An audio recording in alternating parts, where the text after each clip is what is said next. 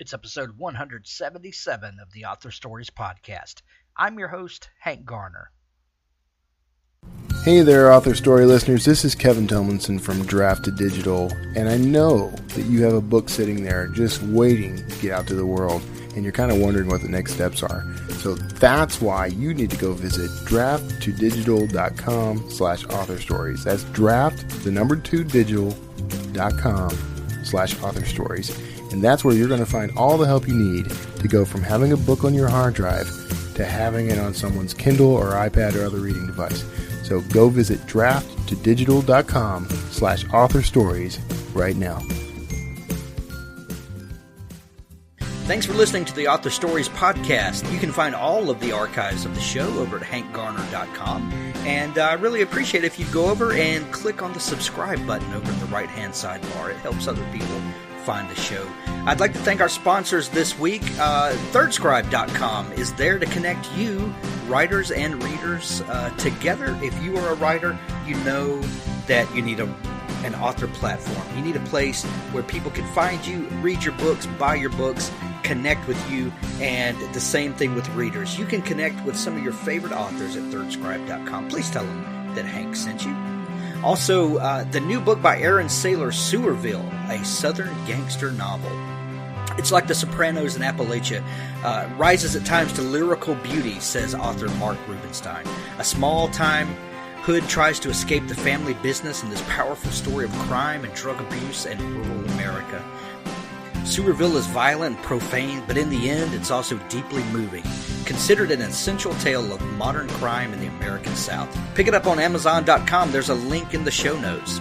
I'd also like to thank Daniel Arthur Smith and the great folks at Tales from the Canyons of the Damned. There's a brand new episode out. Go pick it up today. Don't forget to stay tuned after the episode for a special audio clip from Richard Gleaves' Jason Crane series. From April 4th to April 8th, 2017, the first book, Rise, Headless, and Ride, is free on Amazon. I discovered this book a couple of years ago, and Richard's been one of my favorite authors ever since. So pick up the book. There's a link in the show notes. Now on to our show. Six String, the new book by Stefan Boltz. Jennifer Dalton dreamed of being a singer for as long as she could remember. The dream has kept her alive throughout a childhood mired in poverty in a broken and abusive home. When her younger brother dies and her mother takes refuge in alcohol, the emotional toll becomes unbearable. One morning she runs away, taking with her the one thing she owns, her beloved six-string guitar. This is the story of a girl finding herself alone in the good and the bad, the friends she makes, and a choice that could rob her of everything she's won. Six String by Stefan Boltz, now available on Amazon.com. Please welcome to the stage, Jennifer Dalton!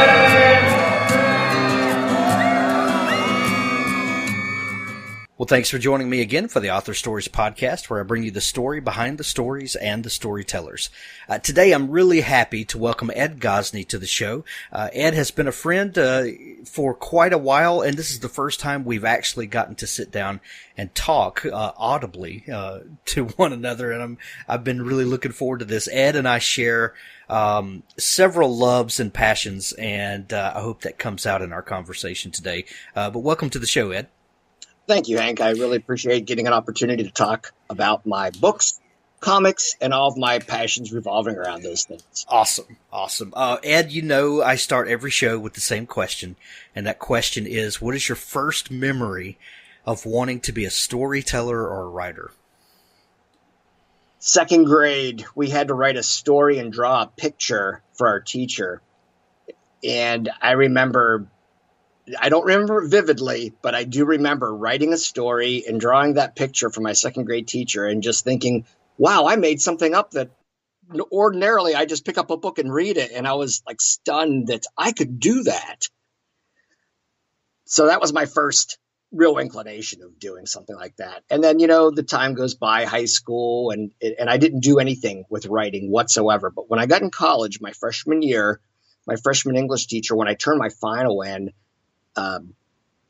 it was some kind of composition class. He stopped me before I left and he said, "You can make a living as a writer." And that was one of the greatest things I ever heard in my life at the time. Oh, wow. So do you know what it was specifically that resonated with your teacher, or did he give you any more input? No, he didn't. And it was essays that we were writing, and the essays were based on real life things like comparison and contrast essays. It was a real basic freshman composition course that I took when I was at Ohio State University. At the time, I didn't really have a major. I was considering history and journalism both. And then I ended up going into communications. And in communications, it was interesting. I was really going into television and radio production. Right. I was a DJ at Ohio State for a while on one of the radio stations. And eventually I got into a lot of courses where I had to do writing. We had to do scripts. We were in teams and we had to write commercials or little things and film them. And that's what I really enjoyed. So my fourth year, I decided to switch into English education. I loved reading and writing about reading so much that I had to go 2 more years to college, but it was definitely worth it. I took a fiction writing course and a nonfiction writing course, absolutely loved it. So I got the English education degree. And then as you find out, at least in the 80s, as I found out, there are not very many English teaching jobs open, a lot of subbing opportunities. So I eventually, after 5 years of subbing, I went into the Army, and I went in as a journalist, which I planned that out because I wanted to get more practical writing application in. So I did 5 years as a journalist in the Army, and I'm not meaning to tell you my whole life story, but this kind of leads to where it all came from. No, I love it. I love it. So during my time in the Army, I started writing fiction just on my own for nobody to see at the time, but I thought maybe I'll do something with it someday. Spent my 5 years there, got out, and everything paid off because I got a job as a proposal writer with a bank, and this August will mark 20 years that I've been doing that. And I finally decided, hey, I'm getting too old. I started submitting a novel that I had written to some agents, and I got some bites. And it's always fun when you get the bites, but when they don't swallow, that's when it's like, okay, I got to do something. And then I got a bonus from work one spring, and I decided to buy a Kindle. And I started seeing all these other writers I had never heard of before. Yeah. And for example, one of the early things I downloaded and read was Nick Cole's The Old Man in the Wasteland. And he kind of friended me on Goodreads when I did a review of it.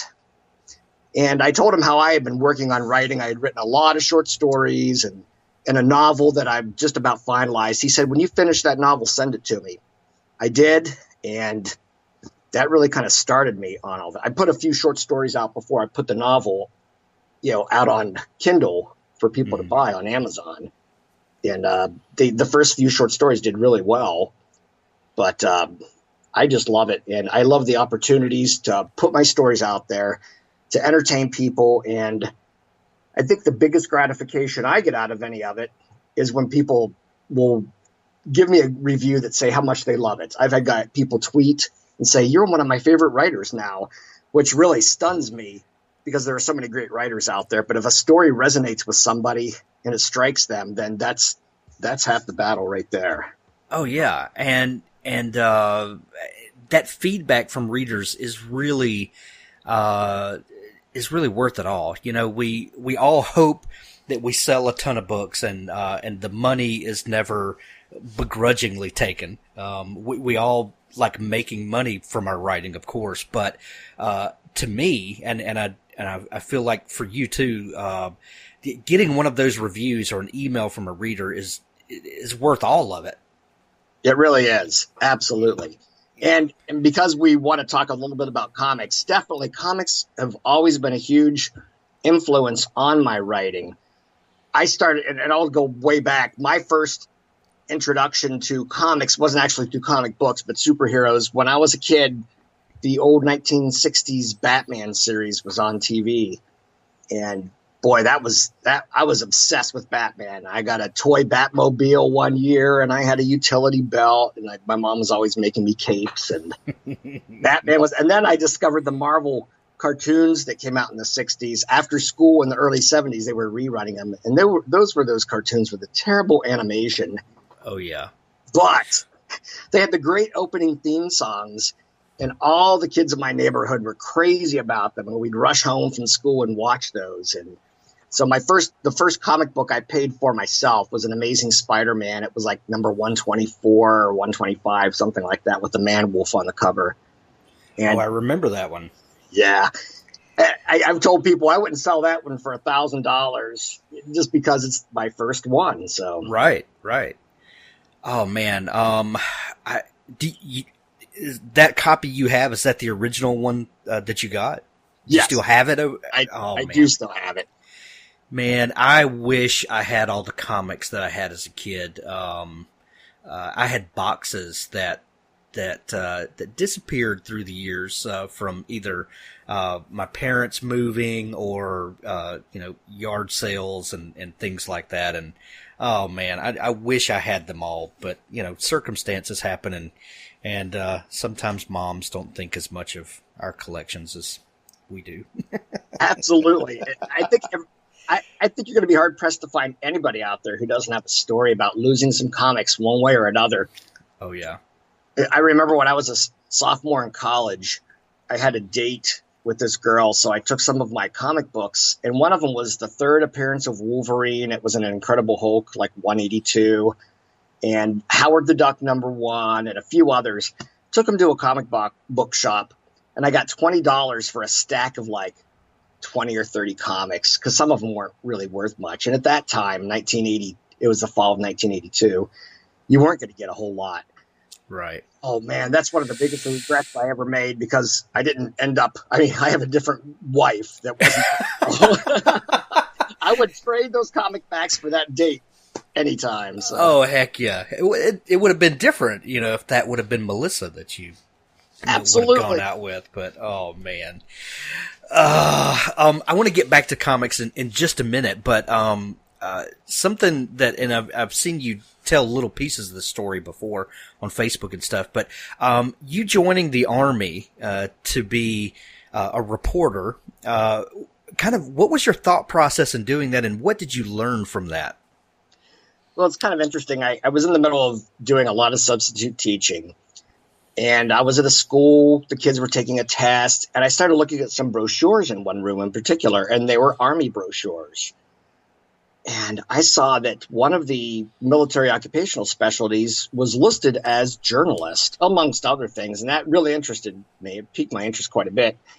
So I thought, I'm going nowhere. I've been subbing for a few years here. I'm married. My wife does not like her job. So I need to do something. So I went to a recruiting station, and they talked to me, the basic, hey, here's what we can do for you. They had me take the ASVAB test, which is, an armed services vocational battery thing that's tests you in a lot of different areas. Right. Took it.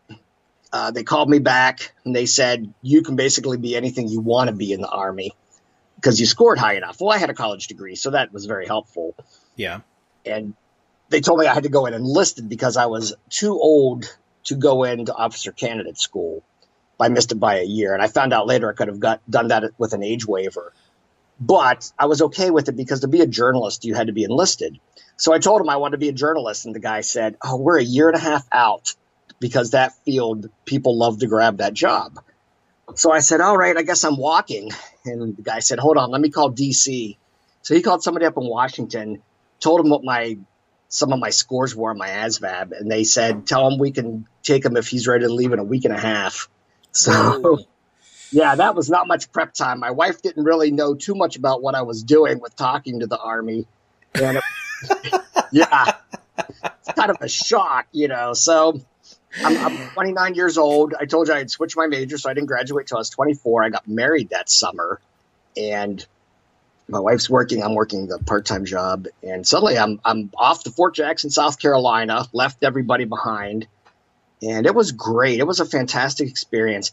Being a journalist was very interesting because where I was stationed, we put out the Post newspaper once a week. And it was great. I learned how to do all sorts of aspects of it. I really got a lot of good computer skills at the time. Also, it was photojournalism, so we took digital pictures. Evander Holyfield at the time, I was in Atlanta most of the time I was in the Army. And Evander Holyfield lived down there, the heavyweight boxing champion. He came to the Post. I was the photographer assigned to him, took pictures, shook his hand, talked to him a little bit.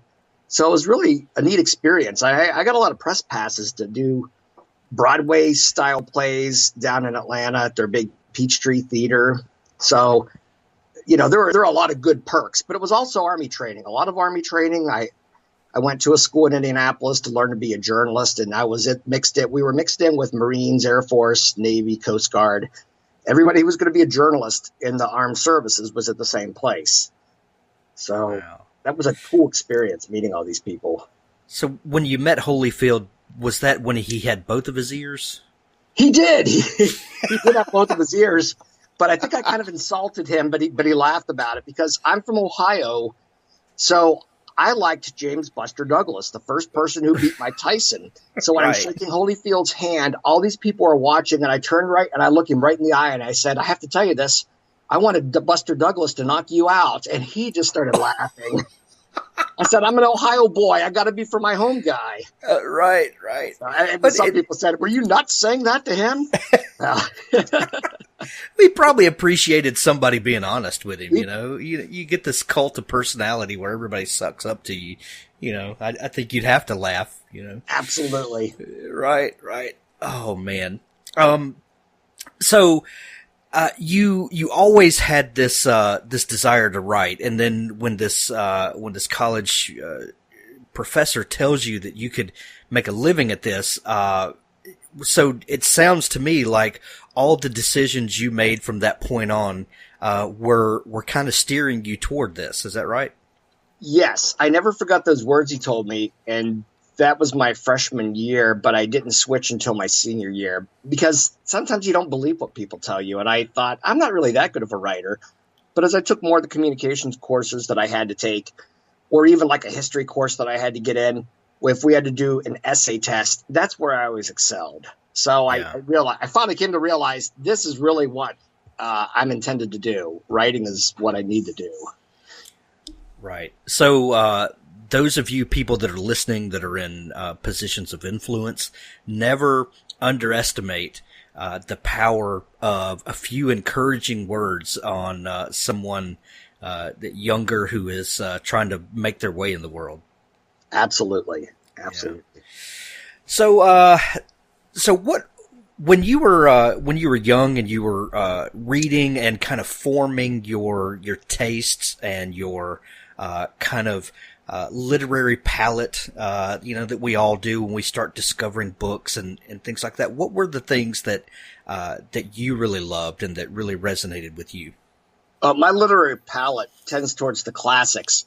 Planet of the Apes novelizations, Star Trek episode novelizations. I was really up there reading those classics. But I mean, I love science fiction, and I remember when the Planet of the Apes was first on TV, and I was stunned just seeing the commercials for it. And I'm like, Mom, I have to stay up and watch this movie.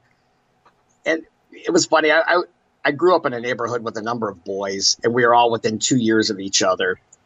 And boy, we would watch a movie, and the next day we would be out there acting out the parts. Yeah. Planet of the Apes, the $6 Million Man TV show. I had to go out and make sure I got the novel Cyborg. I wanted to read the real thing. So nice. I was really, really big on science fiction of that. And then when I got a little older, probably like senior year and kind of my first year in college, I read a number of stories by people who had been in Vietnam. And I think because I saw that on the news all the time as a child, because the war was going on, for quite a bit of my life early on, it affected me. And that, and along with my grandfather who had fought in World War I, those were big influences, I think, on me in joining the Army. Yeah.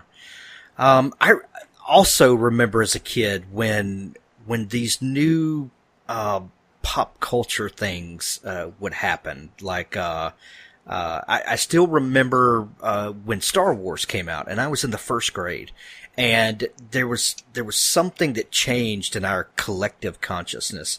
That one day we are out on the playground playing Lone Ranger and Tonto, and the next day everybody is Luke Skywalker. And, like something happened. And I remember those days that when something new would come out, we would, I forget what day $6 Million Man came on TV. Was it Thursday? whatever day it came on, the next day we were all playing that on the playground. And that's something I miss seeing in my kids. That's not quite as much a thing anymore. I don't know why. I think it's because they have like 7,000 different cable choices today. Probably so. They're just inundated. Right. They don't share. My wife and I talk about this all the time. They don't have the same shared experiences with their peers necessarily as we did. And I know I have a few years on you because I remember driving with my friends in high school to go see The Empire Strikes Back. But at the same time, everybody would see. There were 3 main channels, and even if you didn't see a particular show that your neighbor did, you knew about the show because everybody read those fall TV guides to see what was coming out. And yeah, it's like all the variety shows, and people would talk about those and who was on. And that's part of what I loved about growing up when I did and where I did. And I grew up in a valley with a river, the Ohio River, hills. There was a coal mine cave that was abandoned. And of course you weren't supposed to go to it, but we spent half our childhoods in that cave. Right. And all those shared experiences. And a lot of that is reflected in the stories I tell too. And sometimes I even come out and say, hey, this is a Martins Ferry story. That's the name of the city where I grew up. And when I wrote my novel Transmutations, which came out last June, I have it based in that region, which is called the Ohio Valley area. And a lot of it takes place right in my hometown. The main action actually takes place in Martins Ferry. So it was kind of an ode to my buddies and my family and everybody who grew up there and just really enjoyed the valley. Now, of course, I had it. It was an apocalyptic kind of scenario, kind of zombie-like, but yet I didn't really use zombies the way other people may have. That was part of the former Apocalypse Weird, as you remember, that right going out, but we could all put our own twists on it. And mine was called Transmutations because instead of being eaten by zombies, my people were transmutated into a different kind of being, which was a little bit different and a little bit fun. And so, as I said, growing up had a huge effect on my writing. Yeah, and I can tell that in your stories, especially your shorter fiction. You definitely have this feeling of a place and how that affects your characters and the stories that you tell. I think that you and I have a lot in common in the way that we tell stories. With the exception of Prometheus Stumbles, which was your first book that I read, which is a futuristic thriller, but a lot of your other stuff is anchored in this kind of small town feeling, characters that you feel like that you know, places that you feel like you know, kind of these themes of commonality that we all can connect to. I would completely agree with that. Yes, that's a true statement. Yeah. What is it? Do you think? Because I do this too, but it's not something I necessarily think about. But it's just when I start to tell a story, it always starts with something familiar, something that I feel like other people can connect to, and then it gets weird from there. Kind of, how do you approach storytelling in that way? Yeah, I try to think of a situation and that I want to create that's going to be interesting to people. Yeah, it's not that far away. And then I think, but for people to even care about this situation, they have to really care about the characters. So to me, the characters are more important because if you get your reading audience to care enough about the characters, it doesn't have to be, end of the world scenario for them to love your stuff. They don't mind if you have a couple guys sitting out on a porch, sipping lemonade and rocking chairs and having a discussion if they love those characters and want to find out what makes them tick. Right. And so that's the kind of place I go with it. Yeah. Are you an outliner? Are you a pantser? Kind of when you get an idea for a story, how does it start unfolding for you? I'm trying to be more disciplined with a bit of an outline, although my outline, I don't care if it varies later. I try to give myself a little area, a starting point, so to speak. I started using Scrivener this year. I finally bought it, and I see the advantages of it, and I love the fact that I can just make all kind of notes throughout it. So I'm, a couple new stories I just started recently. I just did little brief outlines, but sometimes I just start right in the middle and just start writing. When I wrote Prometheus Stumbles, it took a number of years to really get through it. We all have busy lives, and some people can have an hour, 2-3 hours of time. But at the time I was pretty busy, and I was raising young kids. So I was writing maybe 10 or 15 minutes every evening. And the thing is, you can get a lot written when you write for 10 or 15 minutes in the evening. And I didn't have time to outline. I just went. But then I would reread it. And, as time went on, because it took a number of years before I finally put it out there, I would correct things if I made a mistake somewhere. And, that's the kind of thing that I think most writers do, even if they're not an outliner at all. They go back and read what they have to make sure that they're staying on track. And sometimes you change things because you've changed something, and later on in a book, 200 pages later, you're like, this is the direction I really want to go. And then you have to go back and make those changes. So the writing process is never clean. That's for sure. Yeah. Yeah. I've used Scrivener also for, I guess maybe 3.5 years now. And I know I'll only use a fraction of what it's capable of, but, I love it as a writing environment. And, I've told the story before that, Scrivener allows me to outline without outlining. You can create those folders in the binder, and you can name folders, and I'll just put little snippets of ideas of where I think the story's going, or maybe some high points that I need the characters to hit. And then as I'm kind of naming those things, I'm creating an outline without, my rebellious brain, kicking against me actually outlining. So, find whatever those little things are that work for you. Yeah, and I know what you're saying about just using a portion of it, and I'm trying to learn it. And this year, one of my goals is to learn as much as I can about Scrivener, and I still won't have it all done with everything we all have to do in a day. But I have 2 different Scrivener books that I'm reading, one on my phone that I have through a Kobo app, and then another one through Kindle. So I have, depending upon where I am and what device I have with me, I can learn a little bit more each time. But I love it. It's great software that has a lot of capabilities, even if you only use a little bit. Right. Are you writing more in the Prometheus Stumbles, that dream world? Yes, and I have had a few people finish it just recently, and one person's messaged me on Facebook and said, if you're not working on book 2 now, you need to immediately start. But so I am. But something that some people may not realize is I have a novelette out there in Amazon, and it's called Practice. And it actually is in the Dream World universe. It takes place 25 years before, and it does have a character who is one of the major characters in it. He's just 25 years younger. And then... I didn't know that. I recently just picked up Practice, but I didn't know it was in that same world. Well, and you don't get to him for a while. And you don't realize who he is for a while. But then, if you can remember back to Prometheus Stumbles, then you might say, so if you happen to start reading it or finish it and say, I don't remember this person, just ask me and I'll remind you. Okay. And I liked that story so much that when I had an opportunity to write in Samuel Peralta's Future Chronicles, I'm in the Jurassic Chronicles, which is the newest one out, a short story called The Thundering Grind of Jurassic Years. It takes place like a week later after Practice. So it's also futuristic. It takes place in the 2050s. And you think, so you're writing a dinosaur story and it takes place in the 2050s? Well, yeah, it made perfect sense for the way the story worked. So it's the same character in Practice. I love this character. He's a villain, but he's a funny villain. And, funny villains are a lot of fun to write. Yeah.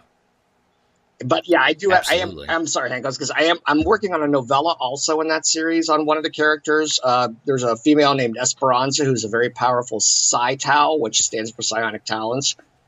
I have a novella going on her when she's 14 years old, and that's going to be in a collection of stories. So a lot of my stories are short, and I'm going to put a collection together of them. So I plan on having that be something that no one's seen before, a reason maybe to buy the collection of shorts. And then the second one, in Prometheus Stumbles, after it, it's called Kronos Yields.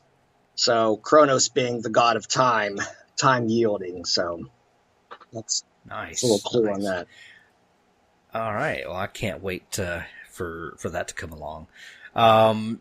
You write a blog at edgosney.com, and you do this feature called Cool Comics in My Collection. And this is a must-read for me every week when you put it out. Because I have always been a fan of comics. I've always been a fan of the hero stories, the superhero stories. From the time I was a little kid, I even wrote an entry for your blog one time, and I tell the story about as a young kid struggling in school with dyslexia, how comics literally changed my life, and we throw that around so often that it loses any sort of meaning now. But literally, if it were not for comic books, I probably never would have learned to read well, much less gone on to be a writer. I mean, let's just face it, So these weird 4-color books with these strange characters that do bizarre things and kind of transcend reality, with these funny little dialogue bubbles, become something bigger than those pieces we can identify. Why do you write this blog, and how have comics been a part of your life all these years? First of all, I want to say, Hank, your blog, your guest blog entry, is either 1 or 2 in the most read of all time on my website. So I really appreciate you doing that and taking that opportunity. So, and I think that's great, because yours was very inspirational. And I think that, to reach a wider audience with something so inspirational is just fantastic. Well, why I write the blog, I'll give you a real quick background. I started collecting comics in the early 70s as a kid. And then, you reach those high school years and you're still maybe buying a few here or there, but you're kind of being careful about it, because let me tell you, back in the late 70s, it wasn't cool to read comic books. So to avoid getting beaten up, I eventually quit. Well, plus you get other interests. And then I get into college. I get into college, and one of my roommates, because I had 3 roommates my freshman year, he doesn't care. He collects comics, and he started showing them to me, and I'm like, wow, they're pretty cool today. And he got me into buying again. So I bought for a couple years in college, and then I didn't buy any after that until 1992, and I was married. I was in the Army, and my father, who had grown up buying comics also, saw on the news that Superman was going to die, and of course, Superman's died before in the comics, but they made a huge media thing about this one. They had the black bag issue and all that. So I'm like, oh, that's interesting, Dad. And he went out and bought me one of those black bag Superman comics. So I thought that's cool. And when I had an opportunity to go home after a break, I was in the Army, like I said, I brought my comic books back with me. I thought, I'm going to kind of order them, put them in bags and boards, make them real nice. And then I didn't open the black Superman, but I thought I'd like to see what's out there in comic stores. So I started going to a comic store in Atlanta where I was stationed. And suddenly I was like really into comics again. I bought from it was probably late 1992 until about mid 2003. And I bought a lot of used stuff, new stuff. I was buying like crazy. I had thousands and thousands of comics.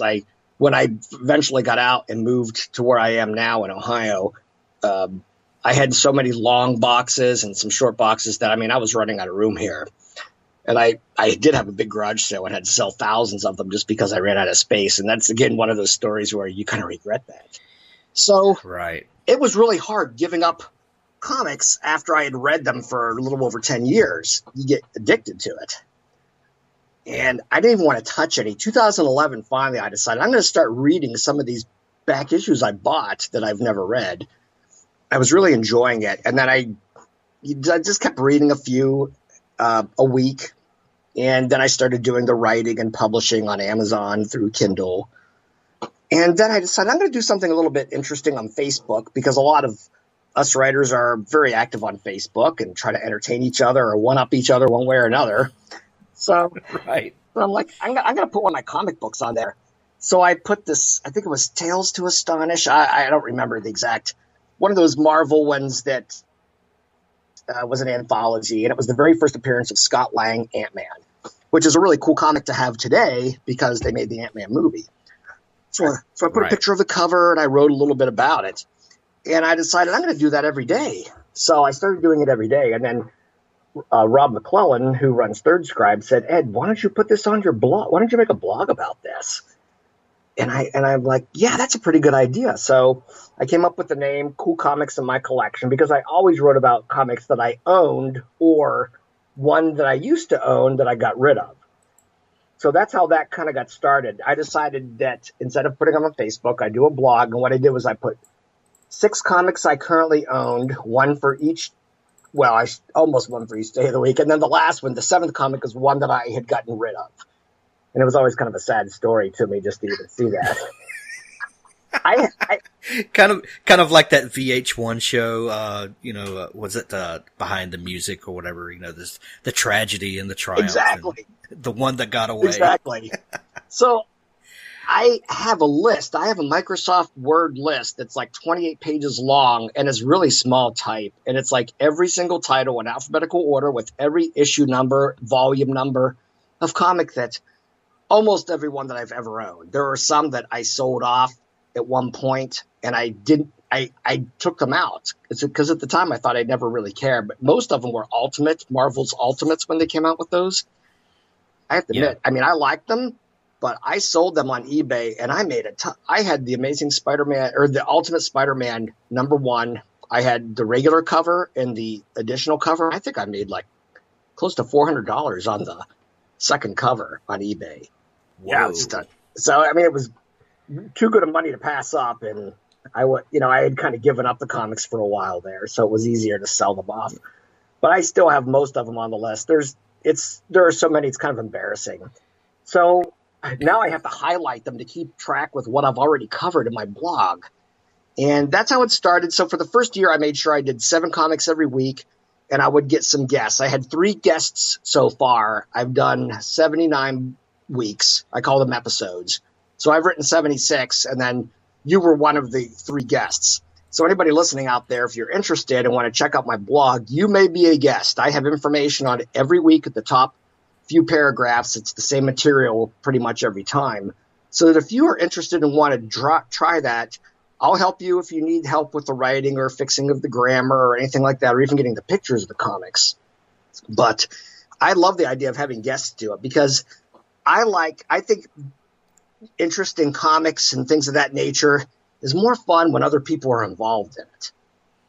Yeah, absolutely. And it gets to this, sometimes it gets to the tribal nature of why we love the things that we love and my team's better than your team. And, there's some of that camaraderie that comes with a little bit of competition and just, we like our good guys to be, the good guys and stuff like that. Absolutely. Well, yeah. No, go ahead. I was going to mention part of that whole thing when I did the blog. Somebody found out there's a small convention every year in Cleveland called Concoction. And somebody from that saw my blog and they wondered if I would do some kind of a panel at Concoction in 2016. So I came up with an idea and I called it Comic Book Nostalgia, Reflections on Our Collections. And then I have a little description about what we talk about. And I did it there and it was very successful. And I ended up doing it at a couple of other conventions last summer. And then in October, I went to a big writing convention called Imaginarium in Louisville, Kentucky. And we did the panel there. And I had some other writers with me before I had just done it on my own. And it was a lot of fun. People love coming in and talking about their comics and it's mostly their memories about it. And that's what my blog focuses on mostly. The memories the emotions, the feelings that they give you. And I always say comic books are like time machines. They can take you back to a different time in your life. Right, right.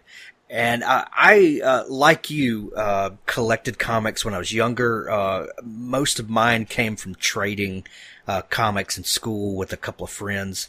We would each collect different things, and then we would, trade comics back and forth, and you just accumulate, ones through the years. And then I got into high school, and skateboards and stuff like that overtook, comic books, and then it was, but I'd always kind of kept this love of these iconic characters with me. And, when I started having kids, my son, my oldest son, Ian, and I would talk about, Superman, and we would see the Spider-Man movies and stuff that would come out.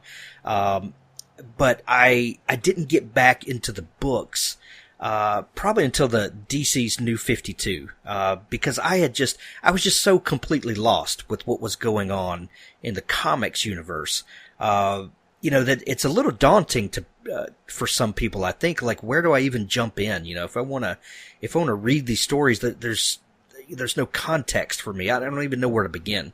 And DC did this thing, about 6 years ago, where they just rebooted the entire universe back to issue number ones. And I know it's gotten a lot of flack from people, and some people, don't like what happened. But for me, my perspective was, that this was a wonderful thing, because as someone who had been away from comics for like 20 years, I could start over, and I could start from the ground floor and start reading these stories, because I've never really been interested in collecting, for collecting's sake. I wanted to read the stories, and this gave me a place to jump in and get in on the ground floor, and I absolutely loved it. But what do you think it is about these characters that we love so much? Why do you think that grown men can get together and talk about these make-believe characters, and why do you think they've had such staying power? Oh man, that's a great question, and it brought a smile to my face, because it made me think about back when I was in the Army and I started really collecting in force back in the mid-90s, and going to my comic shop to pick up on Wednesdays when the new comics came out, and there I am in my Army sergeant uniform. There's always a guy and a postman. A postman was there, and a few other people. And the fights that would break, well, I shouldn't say the fights, the arguments that would break out over who could win. Like, what if the Juggernaut went up against the Blob, and all this. And it's so funny to hear grown men. I mean, the postman was older than me. I was in my early 30s, and he was like probably in his 40s or 50s, which, that's where I am today. But I think, though, besides the fact of who can beat who in a fight, I think the thing for most people that makes them like somebody is the personality. Certain things about, if you don't like Clark Kent at all, why bother reading Superman? If you can't sometimes feel empathy for Peter Parker and all the financial problems he has, or Aunt May having her 100th heart attack again, you're not going to care about Spider-Man. And I think that's a lot of it. Sometimes it's just fun, too. I started reading the Afterlife with Archie series, and that's a series where Riverdale is getting infected by zombies. And I tell you, that is one of the most interesting, fun series I've ever read in my life.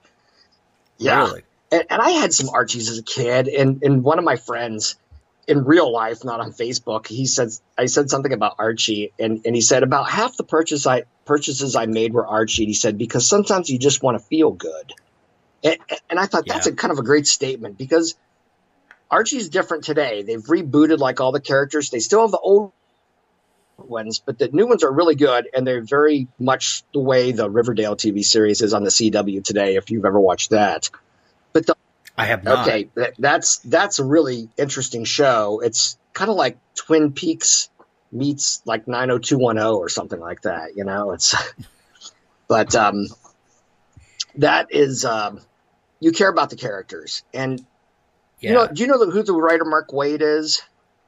Yeah, okay, absolutely. Mark Waid is writing Archie. There's a brand new Archie series, and I think it's up around issue number 20. And He Wow. brings to Archie stories that you just would never think for that character.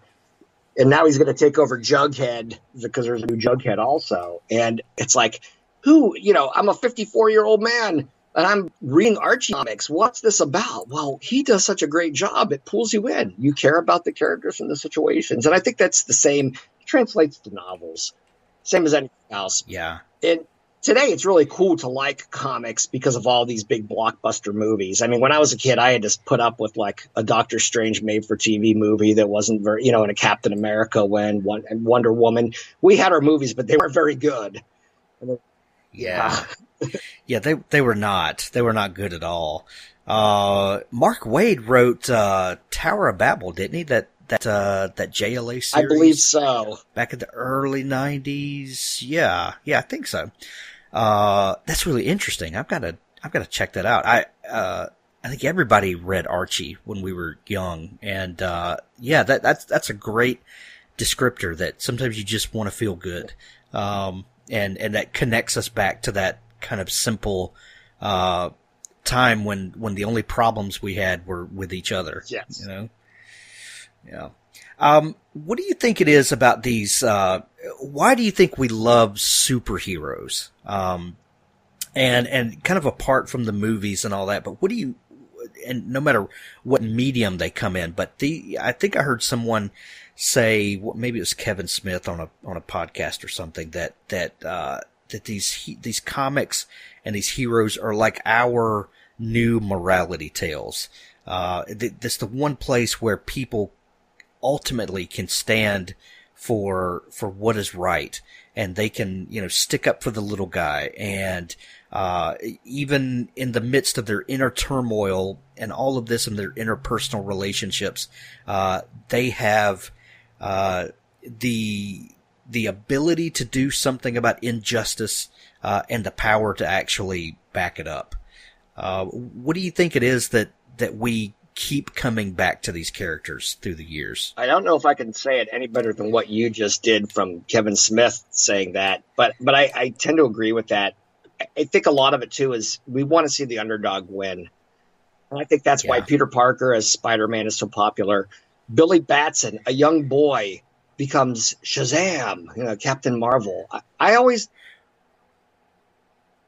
the people who were not so powerful in their mortal guise. Think of Dr. Don Blake, who had to walk with a cane, and he finds out that he can become Thor by stamping that cane that he found up in a cave way back when. And I know they change directions, and Thor was being punished, and that's why he had to walk, act as a mortal. But I think that's what it is. I think we like to see. I think most people like to see the good guys win and the bad guys lose, which kind of makes me think of the TV series Chuck. If you ever saw Chuck, which ran on NBC from like 2007 to 2012 or something like that. Did you see that one, Hank? Are you familiar?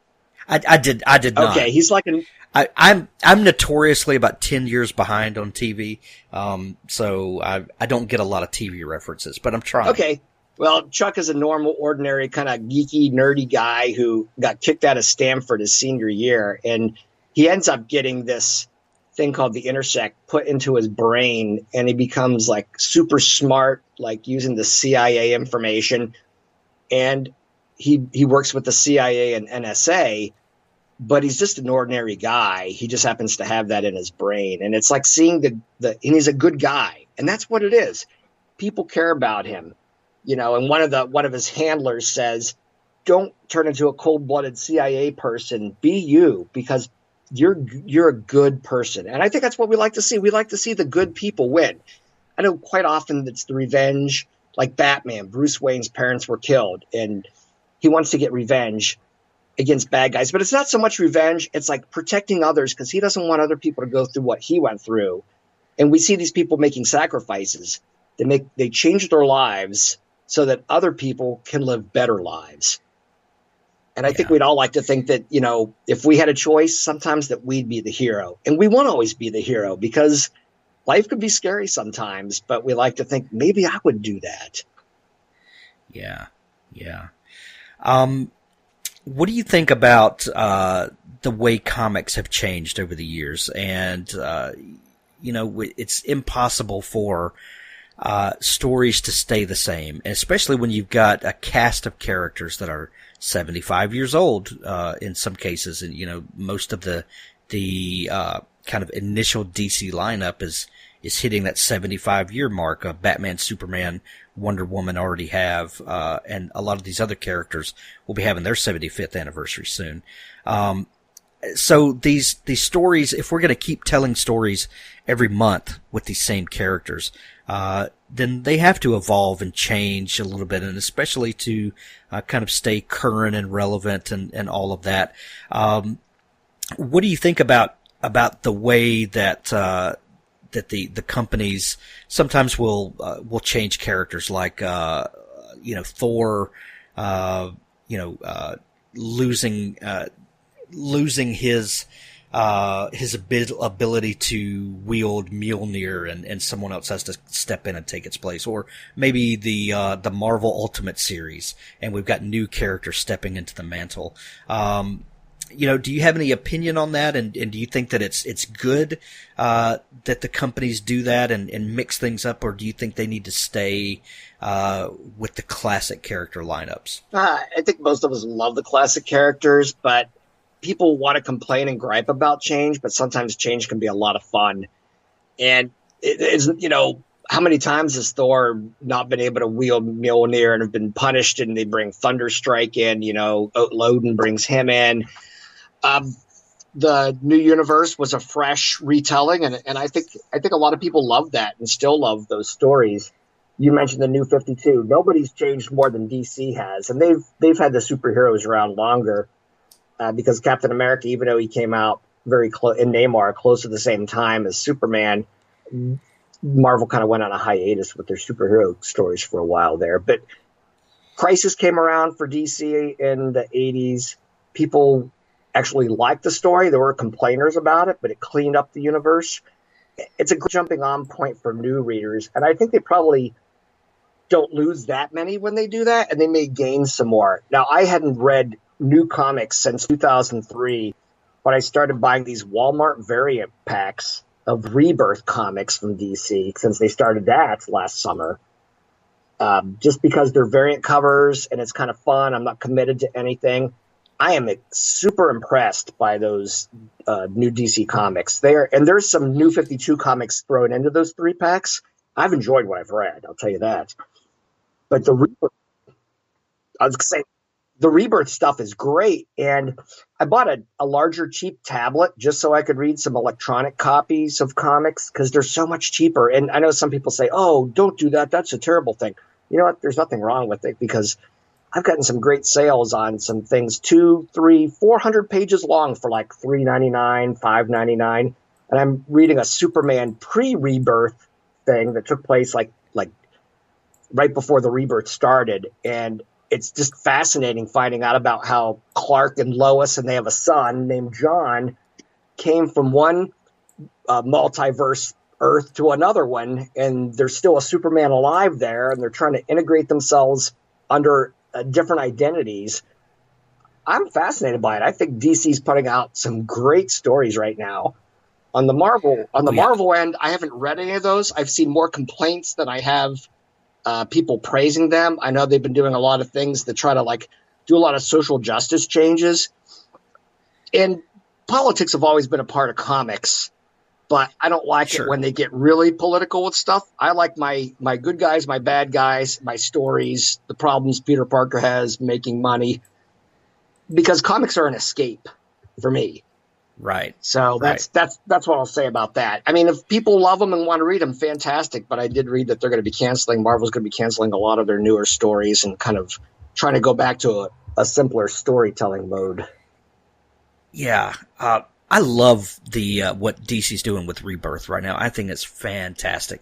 I am a DC fanboy though, and I will say that, I've said it many times before. I'm just not a Marvel fan. I just don't like some of their stories. I just, I don't know that I would have put it as succinctly as you did.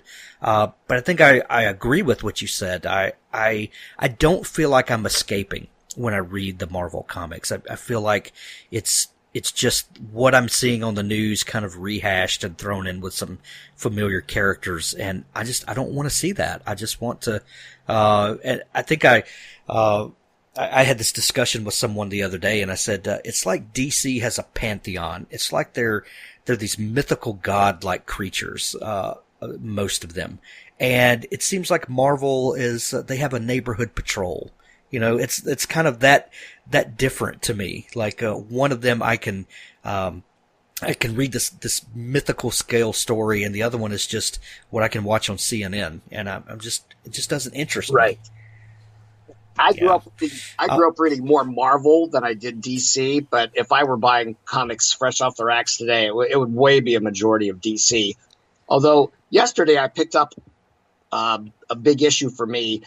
I try to get different runs from the 70s now to complete that I started, and I bought the Champions. It's a Marvel one, and it features Hercules, Black Widow, Angel, Ghost Rider, and Iceman, which is an interesting pairing. Only 17 issues. Never even found issue 1 anywhere till yesterday, and I picked one up for $10, which is like a $50 comic.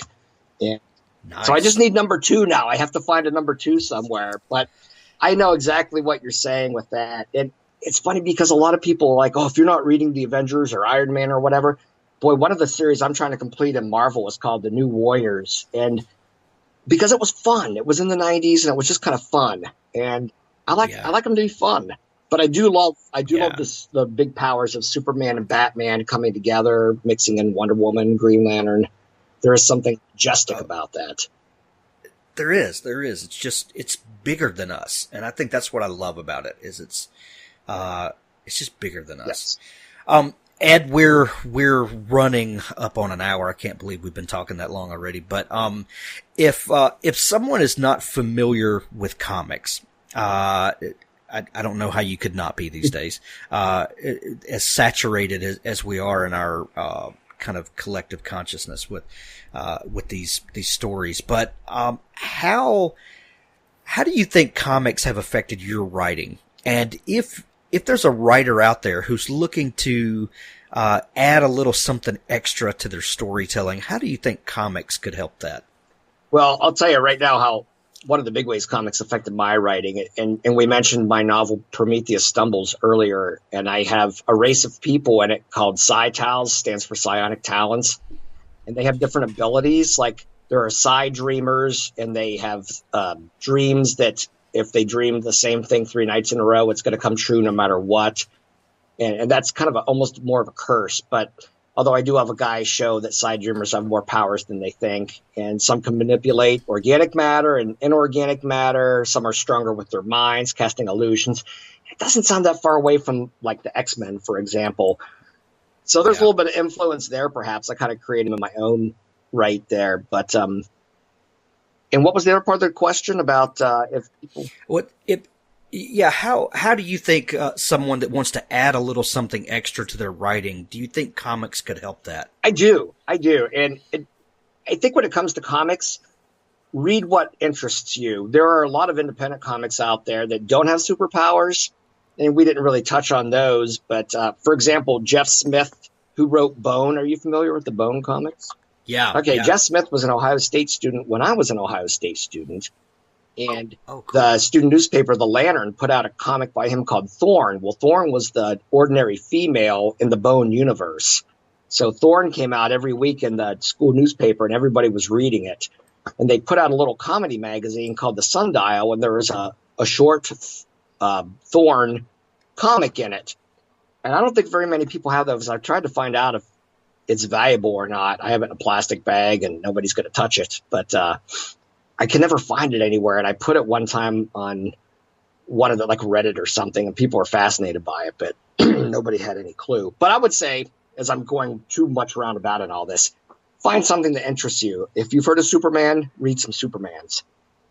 Excuse me. Comics should be fun.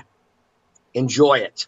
There are serious ones like Mouse by Art Spiegelman that talks really about World War II and the plight of the Jews against the Nazis.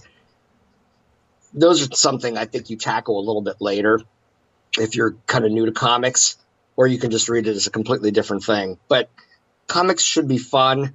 the stories aren't always necessarily, hey, we're here and we're having fun in our superhero clubhouse. Yeah. Right. But, when Joker's like using some kind of a poison or some kind of something that's going to like kill everybody in the city, and Batman finds a way to stop it, that's fun because the good guy wins against the bad odds. Right. You're like, yes. Exactly. Right. And I want to second what you said earlier about digital comics. If you have an iPad or a decent size Android tablet, 9 inches or so, that will change your comic reading experience. They are phenomenal, especially if you use like Comixology and use the guided view. One thing that kind of trips up some new readers is they're like, well, I don't know how to read the page. There's all these panels and I don't know, do I start, at the top? Do I read down? Do I read across? Like that's a real thing for some people. They just don't understand the concept of it. And it'll take you from scene to scene and, dialogue position to dialogue position. And, it's a fantastic way to read comics. I would highly recommend it. I completely agree. I love that, panel view that they have.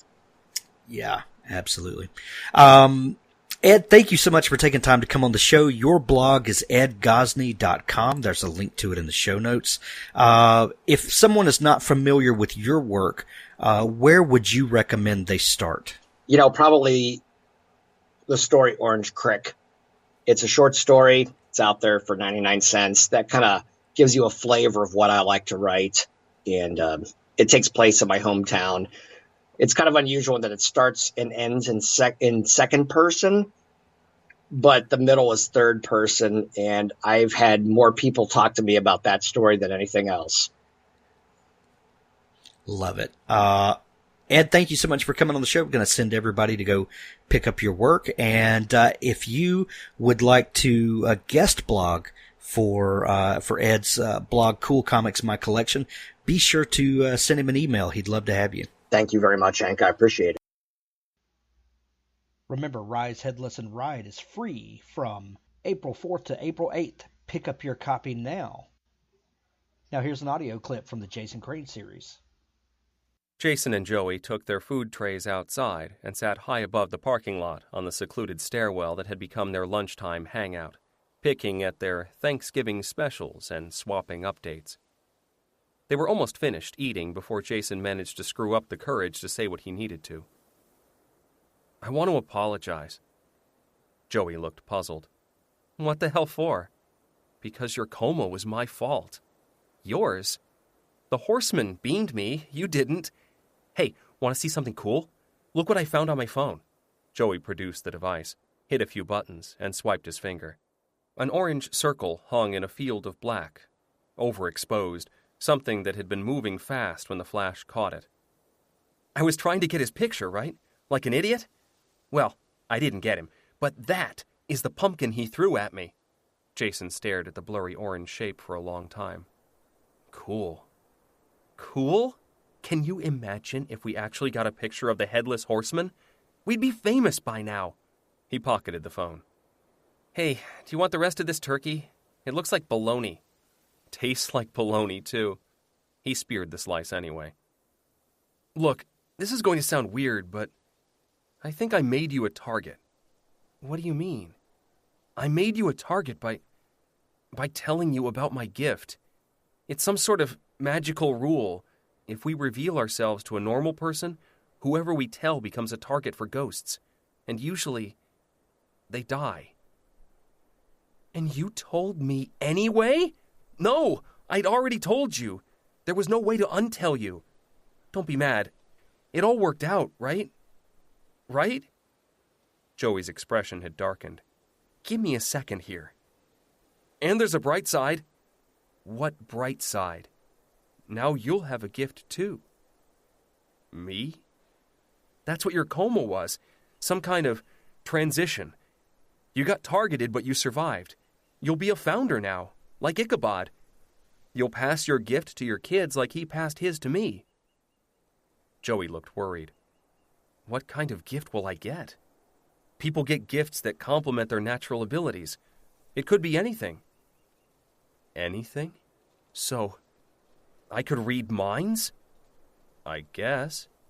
Turn purple and levitate? Probably not. Something that expresses the essential you. Then I'll have an actor's gift. What's an actor's gift? Jason shrugged. Super narcissism? Shut up. So you're not mad? Joey was shaking with excitement. Mad? This is the coolest thing ever! We'll be like the dynamic duo, fighting supernatural foes up and down the eastern seaboard. Jason laughed, feeling epic relief. I thought you'd be pissed. Nah. What's a little coma between friends? He took a bite out of a Nutter Butter, grinning madly. I'm going to be a superhero. But you can't tell anyone. Why not? Weren't you listening? Everyone we tell dies. You can't talk about your gift to anybody. But if they were targeted and lived, we could have our own X-Men. Yeah, or all your friends could die. Do you want to risk that? No, I guess not. But I don't do closets very well, you know? I came out at conception. Promise to keep it to yourself. Yeah. Joey shifted sideways and walked his sneakers up the brick. So, the essential me. Ooh, I know what gift I'll get. I'll get a singer's gift. What's a singer's gift? Jason shrugged. Superhuman drug tolerance? Shut up!